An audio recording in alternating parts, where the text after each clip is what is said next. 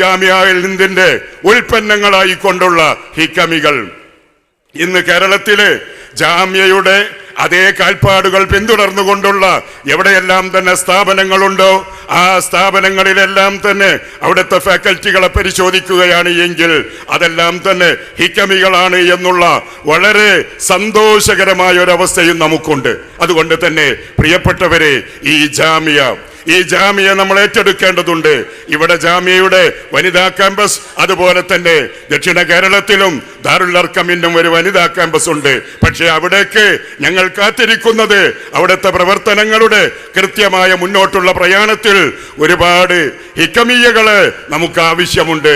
ഇൻഷാ അല്ലാഹ് ഇത് 2ാം വർഷം കഴിഞ്ഞിട്ടേ ഉള്ളൂ, 3ാമത്തെ വർഷത്തിലാണ് ഈ ഒരു വനിതാ ക്യാമ്പസ്.